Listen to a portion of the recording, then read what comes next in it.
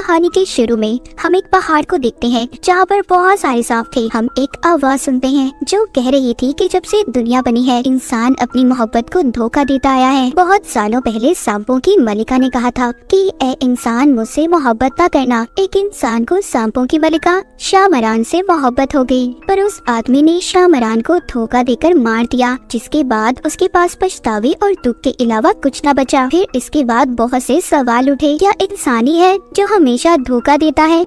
वहीं पर हमें एक आदमी दिखाया जाता है जो पहाड़ से कूदकर अपनी जान दे देता है, पर फिर भी वो नहीं मरा था। और ये वही आदमी था जिसने शाहमरान को धोखा दिया था। अब ना तो उसको मौत आती थी और ना ही वो सुकून की जिंदगी जी रहा था। फिर इसके बाद कहानी में हमें एक लड़की दिखाई जाती है जिसका नाम सासू था। वो बाथरूम में खड़ी कोई दवाई खा रही थी और काफी हिम्मत के बाद फिर ट्रेन में चढ़ती है। हमें यहाँ पर पता चलता है कि सासू अपना शहर छोड़कर अपने नाना के पास जा रही थी। वो जब अपने नाना के पास आती है तो सवाल जवाब करती है, क्योंकि इसके नाना ने इसके मॉम को बगैर किसी वजह के छोड़ दिया था। ये अपने नाना से गुस्से में सवाल करती है और फिर यहाँ से चली जाती है। वहीं पर दूर खड़ी एक लड़की सासू को ही देख रही थी और इसके बारे में जाकर वो अपने भाई मारान को बताती है। इसको देखकर ऐसा लग रहा था कि जैसे ये यहाँ पर सासू का ही इंतजार कर रही हो। मारन की बहन आकर इन सब बातों का अपने डैड को भी बताती है। मारन के डैड जब ये सुनते हैं तो वो फौरन सासू को ढूंढने का कहते हैं। इन सब बातों की आखिर वजह क्या थी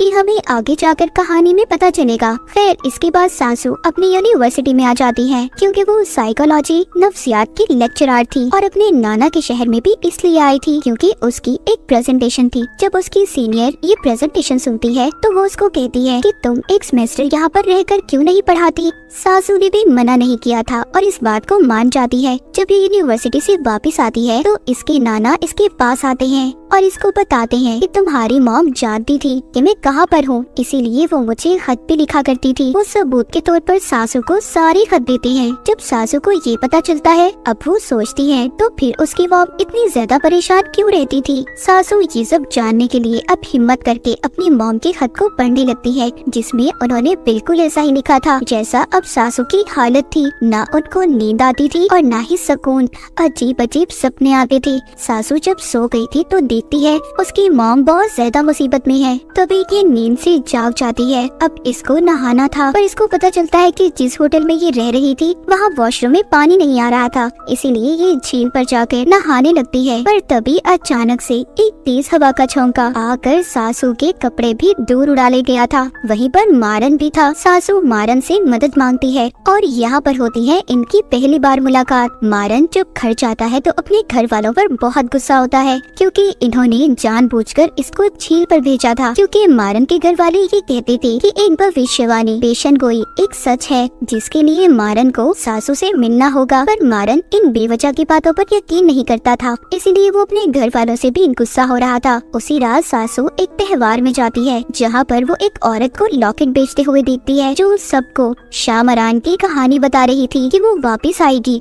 और फिर से मोहब्बत को जिंदा करेगी। सासू भी इन बातों पर यकीन तो नहीं करती थी, पर फिर भी न जाने उसे क्या हो गया था। वो लॉकेट को खरीद लेती है। तभी उसको वहाँ पर एक सांप की आवाज आती है और ये जलती हुई आग के पास चली जाती है, पर अचानक से वो आग भड़क गई थी। चारों तरफ आग लग जाती है और वहीं पर सासू बेहोश हो जाती है। मारन वहाँ पर आकर उसे बचा लेता है और उसको उसके नाना के घर पर छोड़ देता है। सुबह जब सासू उठती है तो अपने नाना से पूछती है कि मैं यहाँ पर कैसे आई। वो बताते हैं कि मैंने तो तुम्हें सोते हुए देखा था तो मुझे लगा तुम खुद आई होगी। तभी सासू सामने घर में जाती है जो मारन का था। ये उससे पूछती है कि कल रात क्या हुआ था, पर वो तो साफ मुकर गया था कि ऐसा कुछ नहीं हुआ, न कोई आग लगी न मैंने तुम्हें बचाया। सासू अब काफी परेशान हो चुकी थी। उसे सब जानना था कि उसके साथ हो क्या रहा था। इसके बाद हमें मारन की फैमिली दिखाई जाती है जो बैठे बात कर रहे थे कि आग ही उस प्रेडिक्शन उस भविष्यवाणी की पहली निशानी है। सासू ही वो लड़की है जो हमारे काम आ सकती है। पर मारन यहाँ पर अभी भी अपने डैड की बातों के सख्त खिलाफ था। वो कहता है कि आपकी फजूल भविष्यवाणियों की वजह से किसी की भी जिंदगी को ऐसे खतरे में नहीं डालूंगा, क्योंकि वो जानता था कि अगर सासू उससे प्यार करने लगी तो उसको बहुत बड़ी कीमत चुकानी होगी। उधर सासू अपनी सारी दवाइयाँ फेंक देती है क्योंकि उसे ऐसा लग रहा था कि ये दवाएं उसके दिमाग पर गलत असर कर रही हैं। उसे वो सब भी दिखाई दे रहा है जो असर नहीं है। दूसरी तरफ हमें पता चलता है कि मारन कोई आम लड़का नहीं था, बल्कि वो एक इच्छाधारी नाग था जो सांप और इंसान दोनों था, और उसकी फैमिली में भी सारे सांप थे। इसके बाद एक जगह पर कुछ लोग दिखाए जाते हैं जो शामरान के किले पर ट्रिप पर गए थे, पर न जाने उन्हें क्या हो गया था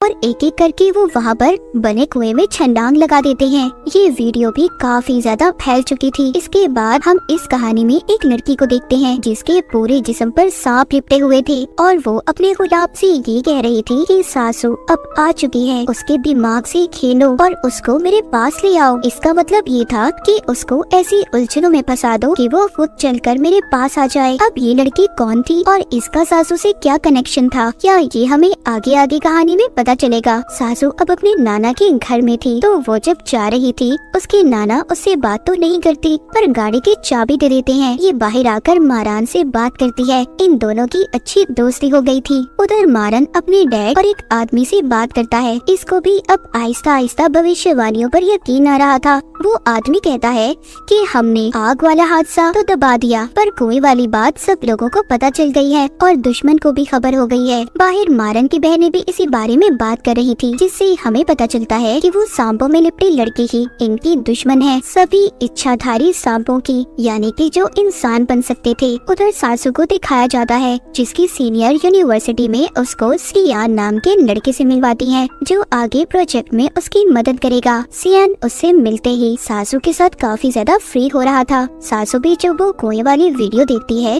तो डर जाती है। तभी उसको ख्याल आता है कि उसने जो त्योहार वाले दिन लॉकेट खरीदा था वो कहाँ है। वो उस आग वाले हादसे में गुम हो गया था, इसलिए ये अब उस स्टॉल वाली औरत को ढूंढने मार्केट में जाती है, जहाँ पर इसे औरत तो नहीं मिलती पर एक आदमी अपना पीछा करता दिखाई देता है जिसने काले रंग के कपड़े पहने हुए थे और अपना चेहरा ढका हुआ था। ये देखकर सासू जब उसके पीछे जाती है तो वो गायब हो गया था। वहीं पर एक और आदमी था जो सासू से काफी बदतमीजी कर रहा था और उसको वहाँ पर जितने भी लोग थे अजीब नजरों से देख रहे थे। सासू सब देखकर बहुत ज्यादा परेशान हो जाती है। रास्ते में उसे मारन मिलता है जिसे मिलकर ये सब बताती है। मारन इससे कहता है कि तुम्हें वापस घर चले जाना चाहिए, ये जगह तुम्हारे लिए खतरनाक है, पर उल्टा सासू उसकी बात समझने के बजाय उससे कहती है तुम मेरे बारे में जानते ही क्या हो जो मुझे ऐसी नसीहतें कर रहे हो। मारन कहता है मैं देख सकता हूँ तुम डरी हुई हो। ये सुनकर सासू खामोश हो गई थी क्योंकि सच में ऐसा था।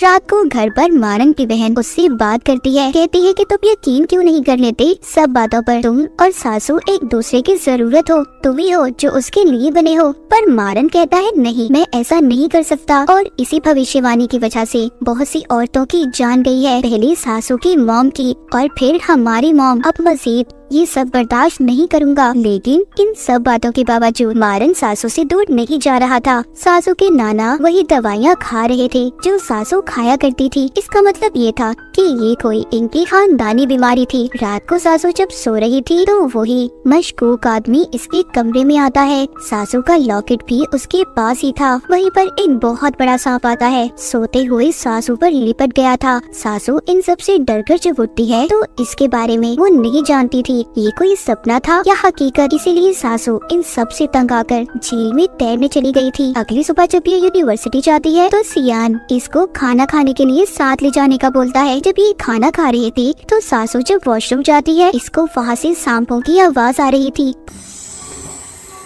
पर उसको वहाँ पर ऐसा लग रहा था कि जैसे ये पानी की आवाज थी। पर उसके जाते ही वहाँ पर वही आदमी था जो अब तक इसका पीछा कर रहा था। फिर जब सियान सासू को घर छोड़ता है, मारन भी अपने घर के बाहर खड़ा था जो इन्हीं को देख रहा था, जिससे हमें पता चलता है कि मारन सियान को जानता था। इनका आपस में कोई रिश्ता तो था पर अच्छा नहीं था। अब रात को सासू अपने नाना के हाथों पर निशानों को देखती है जो ऐसे थे जो हाथ बांधने से बचते हैं। अगले दिन सासू जब यूनिवर्सिटी थी तो मारन की बहन अपनी बहन को कॉल करती है कि वो सासू का ख्याल रखे, पर इससे पहले वो उसका ख्याल रखती बहुत देर हो चुकी थी। वो उस आदमी को देख लेती है जो इसका पीछा कर रहा था। वो उसका पीछा करती एक खाली कमरे में आ गई थी। वो जब अंदर जाती है तो सासू वहाँ पर एक बहुत बड़ा सांप देखती है और कमरे का दरवाजा खुद ब खुद बंद हो गया था। पर सियान वहाँ पर आकर उसे पहचान लेता है और कहता है कि सिर्फ तुम्हारा कोई वहम है और कुछ नहीं। सासू अपने साथ होने वाले इन हादसों से अब अवंजार हो चुकी थी। वो अपने घर चली जाती है, पर तभी हमें यहाँ पर पता चलता है कि सियान भी एक सांप था जिसको सासू का ख्याल रखने के लिए भेजा गया था। उधर मारन के डैड के पास एक बूढ़ा आदमी आता है जो उन्हें बता रहा था कि एक बदले की भू शामरात के किले से नहीं बल्कि यहीं से आ रही है। ये सांप अब भविष्यवाणियों पर यकीन नहीं करते और अगर उनकी असलियत इंसानों के सामने आ गई कि हमारे जैसे सांप उनके दरमियान में रहते हैं तो किसी के लिए भी अच्छा नहीं होगा। वो बूढ़ा आदमी कहता है अगर दोबारा से इंसान और सांपों के दरमियान मोहब्बत न हुई तो शामरान वापस नहीं आ पाएगी और हम सबके साथ बहुत बुरा होगा। उधर सासू अपनी मॉम का अगला खत पढ़ती है जिसमें लिखा था कि उन्हें नींद में चढ़ने की बीमारी है और यही वजह थी कि वो खुद को बांध कर सोती थी। तभी सासू को उसके नाना के निशान याद आते हैं। इसे पता चलता है कि ये बीमारी उसकी मॉम और उसे विरासत में मिली है। जब वो चेक करती है तो उसे अपने नाना की अलमारी से दवाइयाँ भी मिलती हैं। रात को जब उसके नाना घर आते हैं तो सासू बहुत ज्यादा नशे में थी। वो अपने नाना से कहती है कि आपकी वजह से मेरी और मेरी मॉम की जिंदगी खराब हुई, पर उसके नाना उसको चुप करवाते हैं। तभी मारन जब ये देखता है कि सासू कितने नशे में है तो वो उसके पास आ जाता है, पर सासू उसके साथ अजीब हरकतें कर रही थी।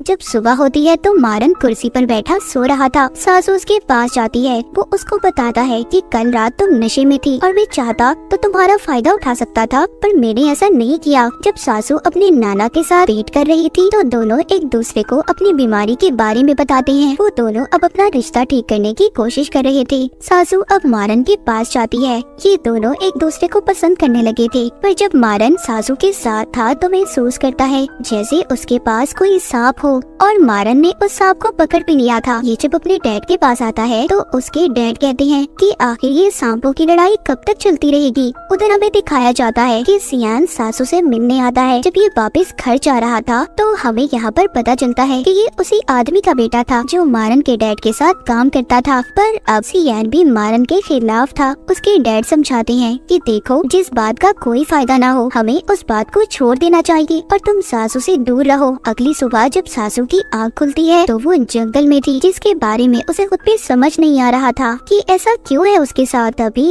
एक सांप आकर उसे काट लेता है। वहीं पर वो मशकूक आदमी भी था जो अब तक इसका पीछा कर रहा था। इससे पहले वो सासू को कुछ करता, मारन आकर उसे बचा लेता है और उसके जिस्म से जहर भी निकालता है। ये उसे अपने घर ले गया था जहाँ पर बाकी का इलाज इसकी बहनें करती हैं। जब सुबह को सासू को होश आता है तो मारन उसको बताता है कि तुम मुझे बेहोशी में मिली थी, तुम्हें सांप ने काट लिया था। सासू उसकी बातों पर यकीन करके अपने घर तो चली जाती है, पर अब सासू को सब कुछ याद था कि उसके साथ हुआ क्या है, इसीलिए वो सब बातों के बारे में पता करना चाहती थी। उधर जिस सांप को मारन ने पकड़ा हुआ था, मारन उसके पास जाता है और पूछता है कि तुमने ऐसा क्यों किया। वो कहता है कि इंसान हमारे दुश्मन है और जानवरों को अपना गुलाम बनाना चाहते हैं, पर सांप अब ये बर्दाश्त नहीं करेंगे, इसीलिए मैं और मेरी मलिका मिलकर इंसानों के खिलाफ जंग लड़ेंगे। ये अपनी उसी मलिका की बात कर रहा था जो लड़की हमने सांपों में लिपटी हुई देखी थी, और वो जो मशकूक आदमी था जो सासू का पीछा कर रहा था वो भी उसी का भेजा हुआ गुलाम था।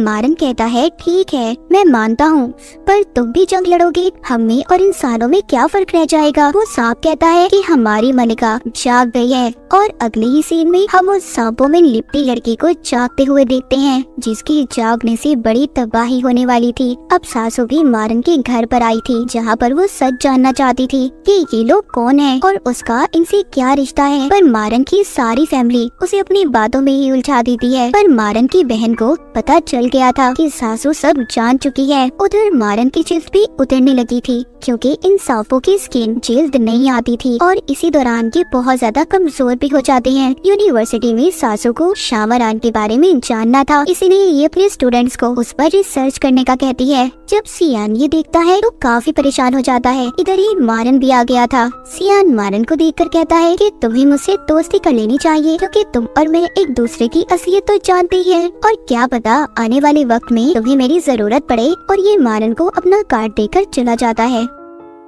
मारन सासू को अपनी पुरानी हवेली में ले गया था, जहाँ पर ये उसे झूठ मूठ की कहानी बताता है कि हमारे यहाँ बहुत सारे दुश्मन हैं और हमारी खानदानी लड़ाई बरसों से चली आ रही है। अब इधर हमें दो कहानियाँ बताई जाती हैं। एक तो मारन का पता चलता है कि उसके साथ बहुत से राज जुड़े हैं। उधर सासू की फैमिली जो आज तक कभी सुकून में नहीं रह सकी थी, पर इन दोनों में एक बात सेम थी कि इन दोनों अकेले थी और दोनों को एक दूसरे की जरूरत थी, एक दूसरे को पसंद करने लगे थे। जब ये दोनों साथ थे तो तभी मारन की सांप वाली जिल्द बाहर आने लगी थी। वो सासू के पास से चला जाता है। इसके बारे में उसके दुश्मनों को भी पता चल गया था कि मारन अब कमजोर हो चुका है। तभी ये कॉल करके सियान को बुलाता है और सासू को लेकर चला जाता है। ये रास्ते में उसे कहता है कि मैं तुमसे प्यार करता हूँ और हम दोनों अपनी नई जिंदगी गुजारने यहाँ से दूर चले जाएंगे। सासू पहले तो ये सुनकर हैरान होती है, पर फिर मान जाती है और अपने घर पर उतर कर कहती है कि मैं तुम्हें सोच कर बताऊंगी। अपने घर जाकर मारन की हालत भी बहुत ज्यादा खराब हो गई थी। उधर दूसरी तरफ हमें एक औरत दिखाई जाती है जिसको आगे के बारे में पता चल रहा था कि अब क्या होने वाला है।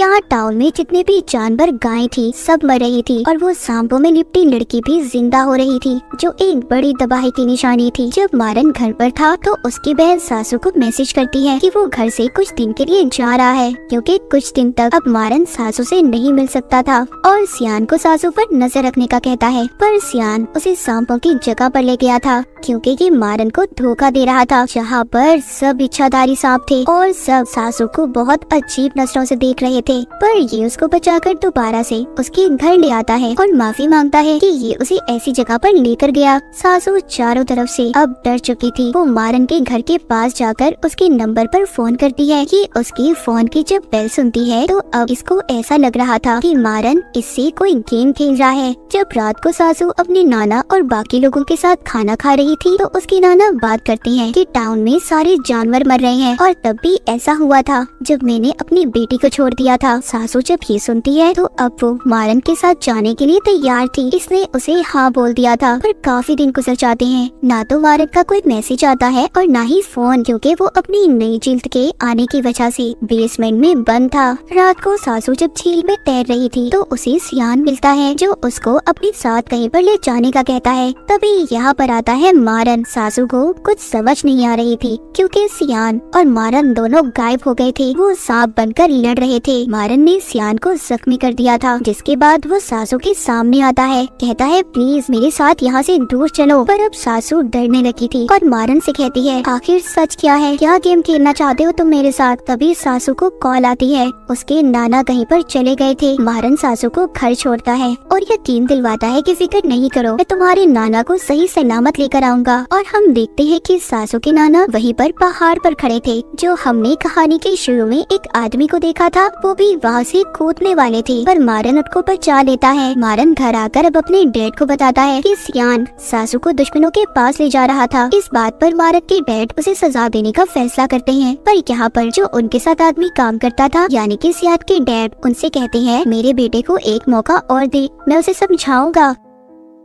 पर जब ये अपने बेटे के पास जाता है तो उसको जख्मी देखकर अब ये भी फैसला करता है कि ये उस काले कपड़ों वाले आदमी का साथ देंगे और सासू को अपनी मलिका के पास लेकर जाएंगे। ये सभी मिलकर सासू की सीनियर को अपने काबू में करते हैं, जो अगले दिन सासू को शामरान की हवेली में ले जाती है, ये कहकर कि उनका कोई ट्रिप है। सासू उसी कुएं के पास जाती है जहाँ पर लोगों ने छलांग लगाई थी। उधर ये अपना गुम हुआ लॉकेट देखती है जो वहाँ पर लटका हुआ था, जिसे लेने के लिए जब ये अंदर जाने वाली थी तभी मारन की बहन आकर उसे बचा लेती है। उधर मारन सियान के पास जाता है और उसे धमकी देता है कि तुम सासू से दूर रहो। वहीं दूसरी तरफ मारन की बहन को सीनियर को देखकर पता चल गया था कि उस पर सांप का असर है। उस पर दुश्मनों ने अपना काबू कर लिया है। जब सासू घर आती है तो इसके नाना का इलाज वही औरत कर रही थी जिसको हमने पहले देखा था, जिसको भविष्यवाणी के बारे में पता चला था। वो अपने नाना को हॉस्पिटल ले जाने का कहती है। सासू अपने नाना को बताती है कि आप मेरे लिए लिए बहुत अहम है। मारन के घर में भी रात को दावत थी, जहाँ पर मारन के डैड सबको बुलाते हैं। अब क्योंकि सासू और मारन इतने दिन दूर रहे थे, वो कुछ वक्त गुजारने झील पर चले जाते हैं। इधर दावत में सासू के नाना की भी तबीयत खराब हो रही थी, इसी वजह से वो भी अपने घर चले गए थे। मारन की बहनें उस सीनियर को बांध देती हैं ताकि वो इसके अंदर से छुपे सांप को बाहर निकाल सके। उधर झील पर मारन सासू की कमर पर सांप के बनते हुए निशान देखता है और काफी खुश होता है। इसका मतलब ये था कि सासू भी अब सांप बन चुकी थी,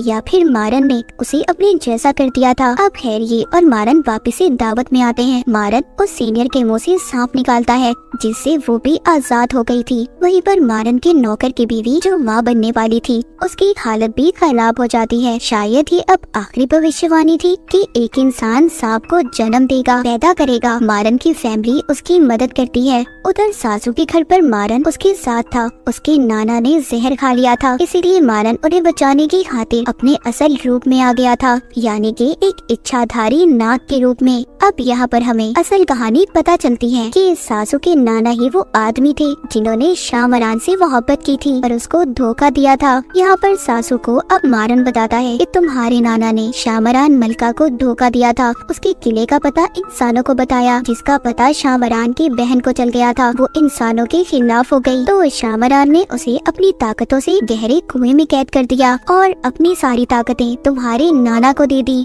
जिससे वो कभी भी मर नहीं सकते थे, चाहे कुछ भी हो जाए। और उनकी सजा उनकी आने वाली नस्लों को भी बर्दाश्त करनी है। वो जब मरने की कोशिश करते हैं तो दोबारा जिंदा हो जाते हैं और फिर से याददाश्त गुम होने के बाद एक नई जिंदगी जीने लगते हैं। और भविष्यवाणी यही है कि एक इंसान को सांप से मोहब्बत होगी, जो इंसान तुम्हारे नाना के खानदान से होगा, यानी कि तुम। इस बार इंसान को कुर्बानी देनी होगी, उसे सांपों के साथ जमीन के नीचे जाकर रहना होगा। सासू को इन सब बातों के बारे में कुछ समझ नहीं आ रहा था। वो भागकर जंगल में चली गई थी। उधर हमें मारन के डैड दिखाए जाते हैं, जो बताते हैं कि हमें सासू को कुर्बान करना होगा। ये बात इन्होंने मारन को भी नहीं बताई थी। इधर सासू पर जंगल में वही आदमी हमला कर देता है जो अब तक इसका पीछा कर रहा था, पर सासू अपनी ताकत से उससे बच जाती है। सासू भी क्या अब सांप बन चुकी थी। सासू के घर आकर एक सांप ने इसके नाना को भी मार दिया था। सासू और मारन दोनों ने अपनी असलियत को मान लिया था कि वो दोनों अब सांप हैं, पर ये बात इन्हें नहीं पता थी कि अभी तो ये शुरुआत थी, क्योंकि शामरान की बहन जाग चुकी थी।